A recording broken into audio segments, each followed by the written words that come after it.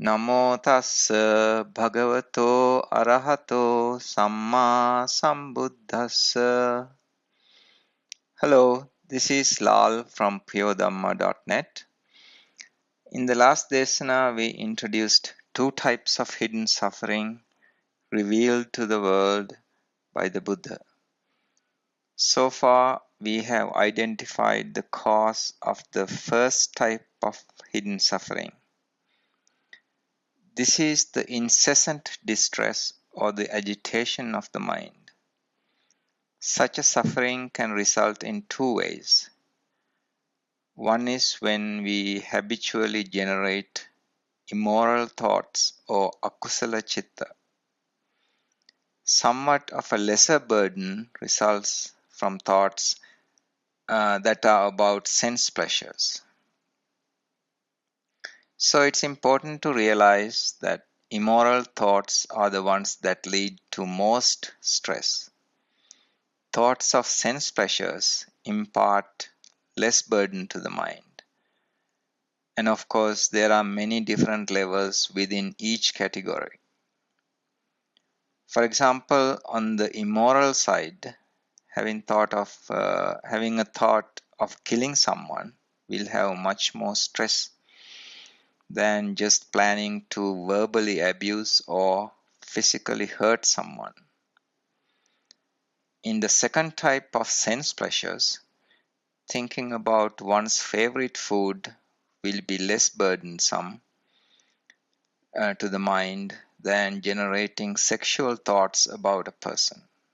Of course, I'm talking about having these thoughts over extended period of time. Of course, many of us not feel any stress associated with especially sense pleasures, as we discussed in the previous Dēsana. It takes some cleansing of the mind to even reveal that there is such hidden suffering, such agitation of the mind. This type of suffering comes in the form of a stressed or an agitated mind. Most of us don't even realize it because we are all so used to living with it. It is like a person who works in a noisy factory, getting used to a high level of noise all the time. Or a laborer working in the hot sun, getting used to it.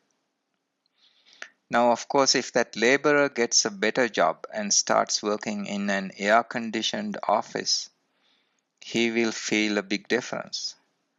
But as long as he keeps working in the hot sun, it does not feel to be such a burden.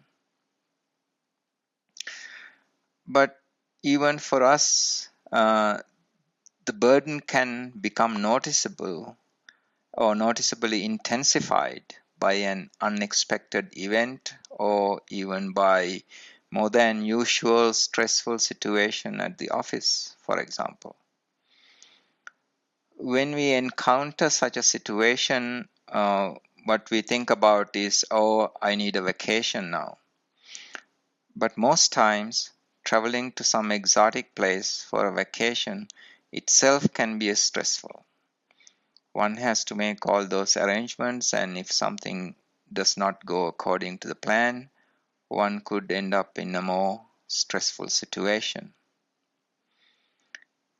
I'm taking a lot of time to describe this because this kind of suffering is indeed hidden. Even though most of us do feel this stress, it is mostly covered by thoughts of a few pleasurable moments. For example, all the stresses associated with planning a trip are normally masked by thoughts of a few pleasurable or memorable instances during the trip. Furthermore, when we do start feeling that stress, many people try to suppress it by taking sleeping pills or start drinking and try to suppress that feeling of incessant distress or that nagging feeling. Some people try to find an even more pleasurable activity. So, over the years, such unwise solutions can lead to alcoholism or drug use. When one gets into such a bad habit and keeps engaging in it, in order to overcome this incessant distress, that habit gets strengthened over time. One will need a bit stronger dose over periods of time, and a few years later, one may end up as an alcoholic or a drug addict, or at least become an addict to sleeping pills.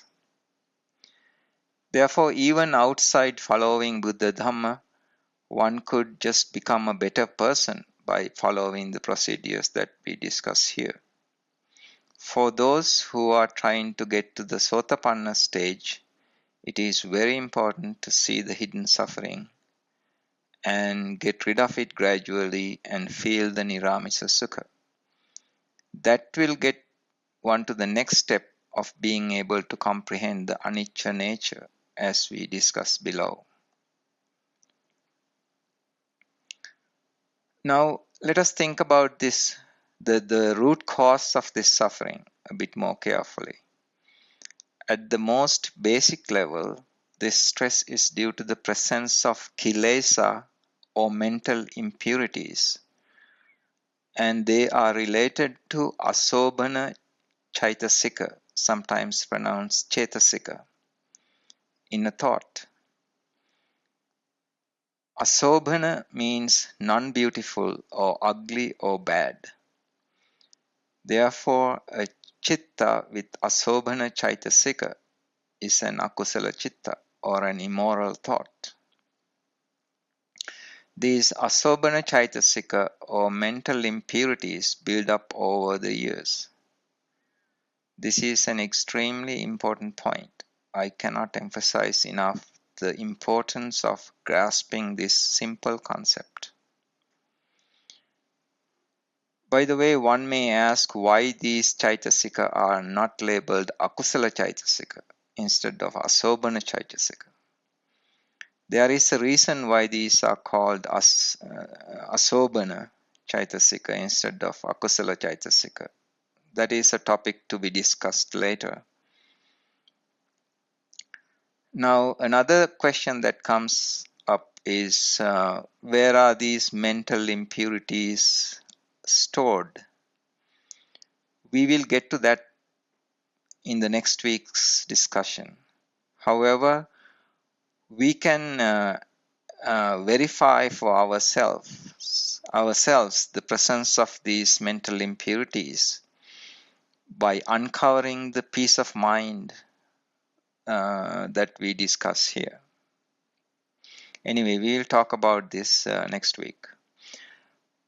But this is a good place to discuss in a bit more detail what is meant by kusala and akusala. We already know that kusala is moral and akusala is immoral. In kusala, ku stands for kunu in Sinhala or Pali or dirty in English. Sala means getting rid of. Therefore, kusala means getting rid of dirty or impure things. On the other hand, akusala means the opposite of that. That is, cultivating a pure mind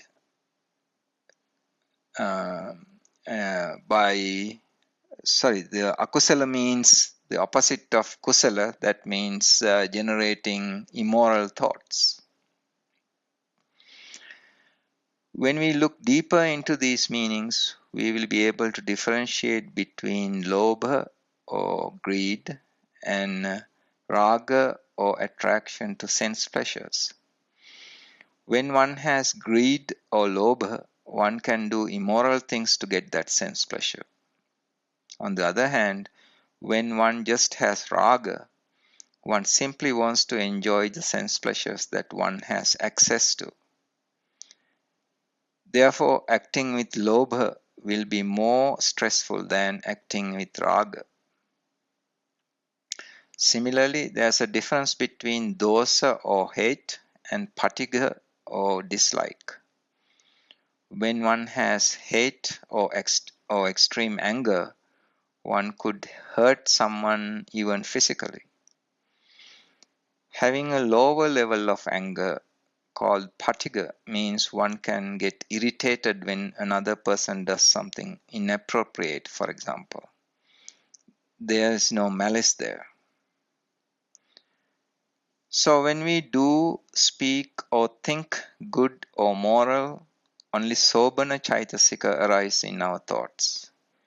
These are chaitasika like kindness and compassion. Sobhana means beautiful. So sobhana chaitasika arise in kusala chitta. On the other hand, if we do, speak, or think immorally, then only asobhana chaitasika arise in our thoughts. These are non-beautiful chaitasika like hate and jealousy. Now, neutral thoughts do not have either kind.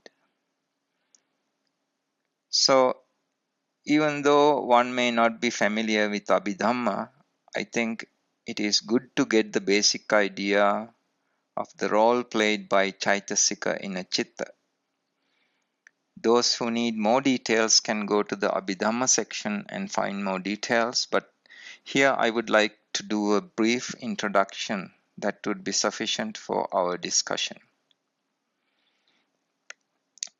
Chitta or a thought can be thought of as a painting. In fact, the word chitta is related to the word chitra, which means a painting in Sinhala. And in Sanskrit also, I think. A chitta without either sobhana chaitasika, a chitta without either sobhana chaitasika or asobhana chaitasika can be thought of as a clean white paper. It's neutral.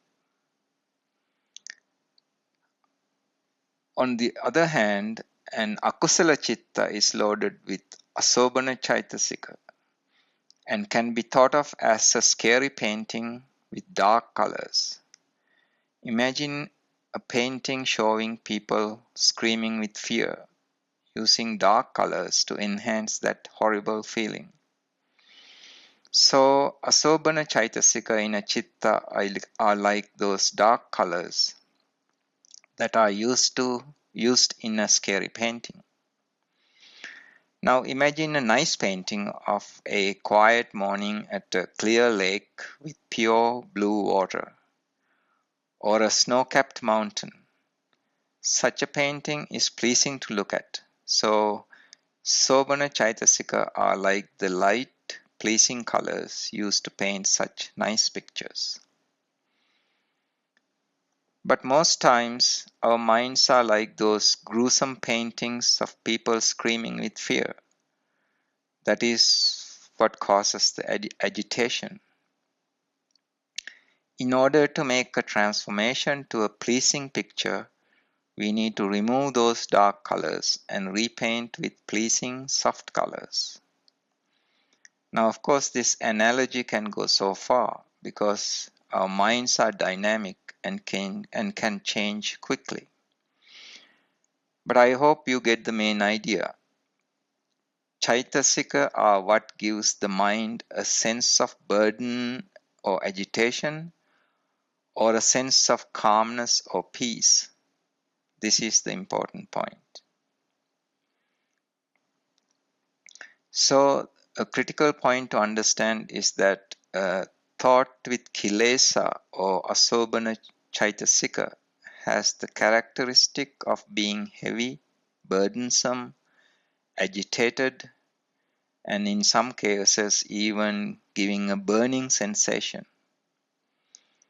Such a burning sensation can be felt in extreme cases, like when one gets into, one becomes extremely angry.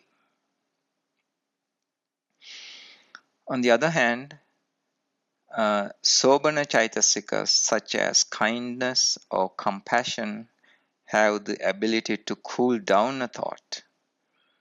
So when one has such thoughts for some extended time, one feels calm and quiet.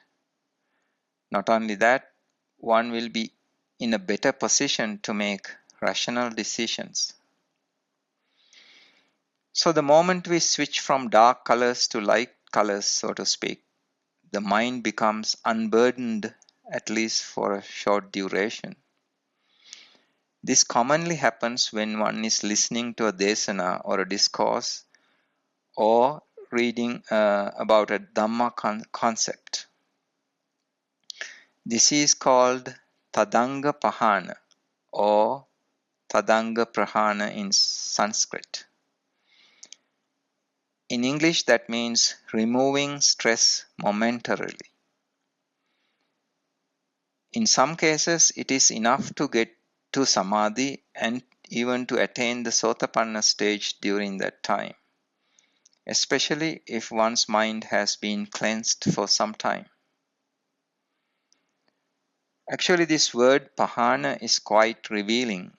In Sinhala, Pahana means a lamp. When one brings in a lamp or a Pahana to a dark room, the darkness goes away. So we have Pahana of darkness. In the same way, when we switch from immoral thoughts to moral thoughts for a brief time, it is like turning a light switch for a short time and making a room illuminated for that time. So in Buddha Dhamma, immorality is always connected to darkness. Replacing immorality with morality is like getting rid of darkness. If you have been in a dark place for an extended time, you know how uncomfortable it is. Children don't like to be in dark rooms by themselves. In the military, the harshest punishment is to put someone in an isolated, dark chamber for a long time. One could go crazy even if stayed in a dark room for an extended time. Another important point is that akusala chaitasika do not arise simultaneously with not akusala chaitasikas, asobana chaitasika do not arise simultaneously with sobana chaitasika. It is one kind or the other. Therefore, as long as we make sure to occupy the mind with kusala chitta, with sobana chaitasika, akusala chitta with asobana chaitasika cannot arise. Or when we start thinking moral thoughts, immoral ones go away. It's like when one brings in a light to a dark room, the darkness going away. So let's take some more example to apply these concepts. First, let's take an extreme case. Think about the worst enemy or the worst obstacle you ever dealt with. Or think about the most angriest you ever became. Even thinking about it can make one uncomfortable and stressful. The thoughts you had at that time had kilesa or asobana chaitasika, such as hate or downright hostility associated with them. There could have been other akusala chaitasika, like shamelessness in doing immoral things, or fearlessness in doing immoral things. Those are also akusala chaitasika.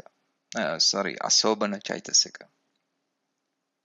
You can review the list of asobana chaitasika in the previous post. What are kilesa or mental impurities? The connection to chaitasika. I will provide a link here too. You can also possibly remember an uncomfortable or even embarrassing situation in the past when you were possibly overcome by lust or greed. In that case, the thoughts were possibly contaminated by the greed chaitasika. And again, also with shamelessness in doing immoral and or fearlessness in doing immoral. The greed or lust could make one do immoral things that one would not do under normal circumstances.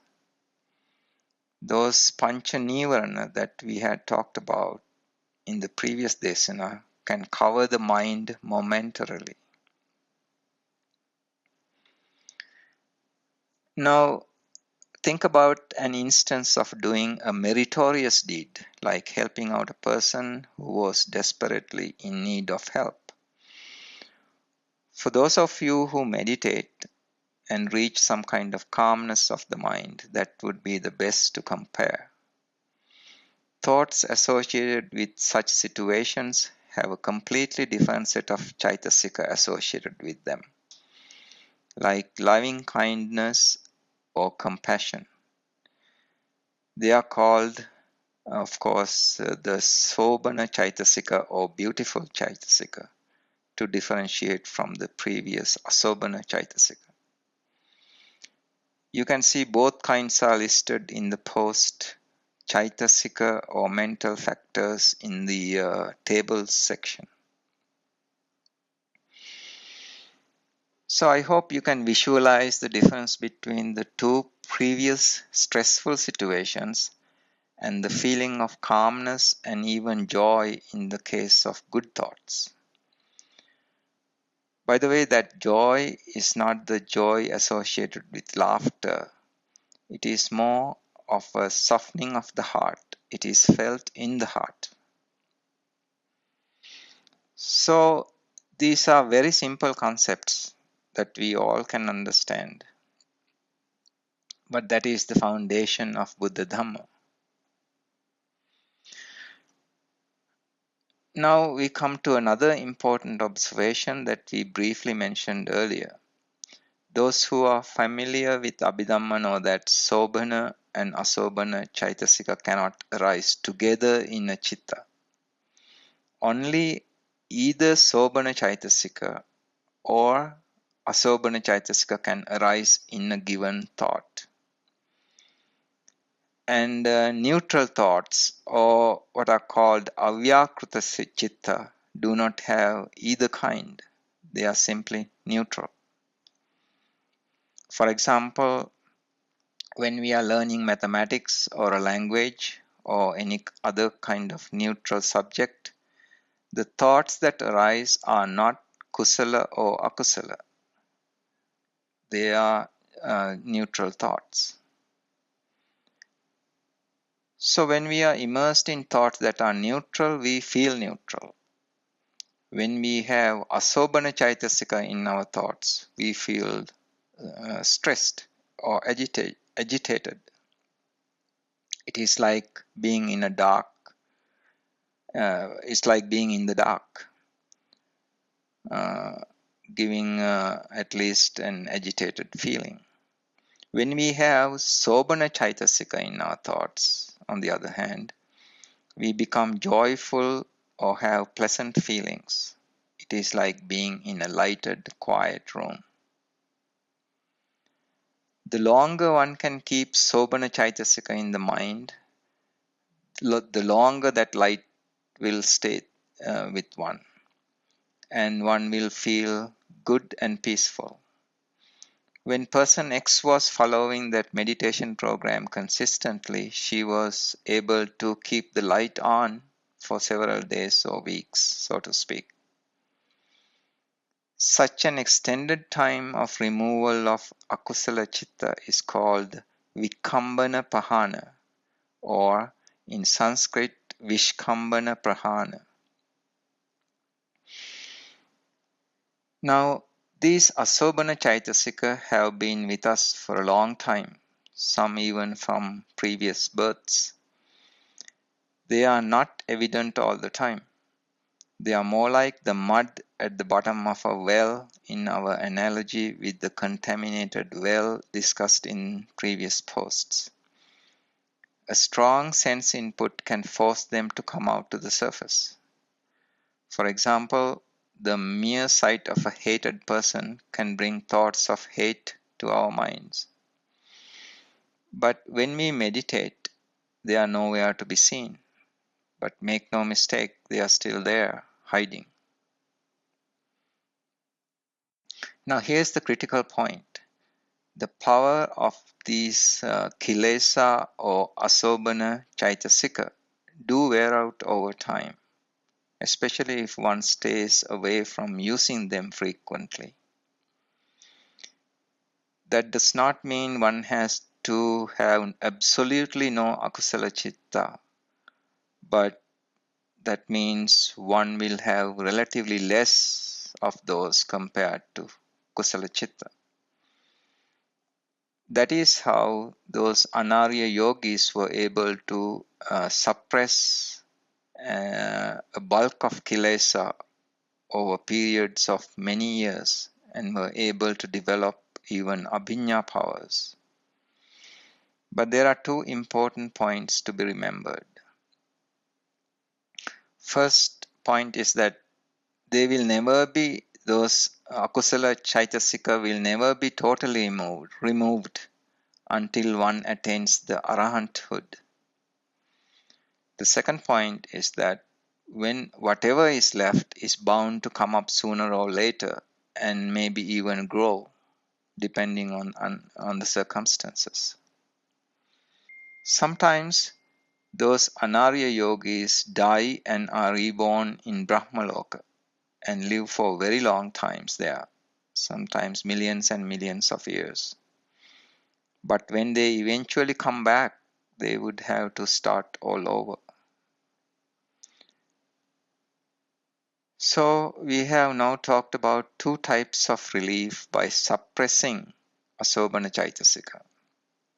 One is the tadanga pahana and the other one is a bit more extended vikambana pahana. Now we come to the third type and the critical one, which is the permanent removal of asobana chaitasika. This is called samuchcheda pahana or permanent removal. This, of course, is possible only by comprehending the true nature of this world, that is, the anicca nature. Once one starts comprehending the tilakkana or the three characteristics of this world, which includes the anicca nature, one starts the process of permanent removal of kilesa or asobana chaitasika. Initially gradually and then permanently in 4 stages of Nibbana, starting with the Sotapanna stage. So before we start that discussion, it is important to point out that a Chaitasika is not an entity that is either there or not there. Rather, when it arises, its strength can change over a wide range depending on the sense input that triggers it. Furthermore, it cannot be removed in one step. It is not like a switch that is either on or off. It is more like a deeply soaked stain on a cloth. That stain may take several cycles of cleaning to get rid of. Then it gradually loses its color and eventually is gone. So many posts at this site discuss how the Loba Chaitasika first loses a lot of strength and is reduced to Raga stage permanently at the Sotapanna stage of Nibbana. Now Raga itself has 3 layers to be removed. They are Kama Raga, Rupa Raga and Arupa Raga, and those are also removed in stages. But all these go under the label of Loba Chaitasika. So one needs to understand these differences. Furthermore, even before reducing from Loba to Raga stage, there can also be a wide range of Loba depending on the situation. For example, killing someone is done with more Lobha than just stealing something of a lesser value. Both are done with lobha. It is easier to remember it this way. Lobha leads to immoral actions that hurt others. Lobha can lead to a burning sensation too in the mind. So lobha can lead to much more stress. On the other hand, raga only leads to sense pleasures without hurting others, and also leads only to sort of an agitation of the mind. The stress level is lower. In the same way, dosa is gradually reduced and reaches the patiga stage. And even the patiga is also reduced gradually, as we will discuss later. And the same thing goes for any other chaitasika like jealousy. Jealousy is gradually reduced by someone starting on the path and is completely removed at the Sotapanna stage. By the way, this word removed is probably the wrong word to use since it implies that one can forcibly get rid of it. Rather, they just gradually fade away as one becomes more and more moral and comprehends more and more Dhamma. It is something that just happens. When one starts on the mundane eightfold path, one can see the dangers of immoral actions done with the body and speech. Staying away from those big 8 things that are listed in post number 2 in the meditation section is critically important here. These are just actions and speech. They are not about controlling one's spontaneous thoughts, which is impossible to do anyway. For example, one could start saying something bad and realize the danger there and forcibly stop that speech, even in the middle of the sentence. If one already said something bad, one could apologize right there. There is nothing demeaning about apologizing. It makes one a better person. And also, the other person will know that you are being sincere and will forgive you right then and there. That makes a big difference. So it is a gradual process. It does not happen overnight. It takes time to cultivate such good habits. In a few weeks or even months, one will be able to look back and say, I have indeed become a better person. And one will feel better too. The Niramisa Sukha will grow gradually, and in a few months, one will be able to feel it. As I said in the first discourse, this is what the Buddha meant by doing Anapana Sati Bhavana and the Satipatthana Bhavana all the time. One does not have to make it formal, even though formal sessions can be helpful. And actually, formal sessions can be helpful in getting one started. So at some point, one will start feeling the Niramisa Sukha. It is something that gradually comes when one's character or gati change for the better. There are many posts at the site about these gati which are very important. Kammatthana or karmasthana will be effective if done with understanding. Even Anarya Metta Bhavana can be helpful, as we saw from the experience of X. However, I don't recommend any type of breath meditation. That is a waste of time. One can, of course, feel the temporary relief and even get addicted to it. I know some people who go to meditation retreats every few months. They come back from a retreat feeling good, but may lose that Niramisa Sukha over time and need to go back in a few more months. It is like losing weight quickly by taking a pill and then gaining that lost weight and more gradually again. Even though it is not morally bad, it just takes precious time away from building a more solid foundation. Breath meditation as well as kasina meditation were practiced by yogis even before the Buddha's time. In the Rahulovada Sutta, the Buddha specifically advised Venerable Rahula not to do breath meditation or kasina meditation. So it is in the Tipitaka that the breath meditation was rejected by the Buddha. One can get to samadhi via kusala sila or moral conduct. Sila is moral conduct. We already saw that kusala means getting rid of immoral actions and speech. In many suttas, the Buddha has described how one gets to samadhi by kusala sila.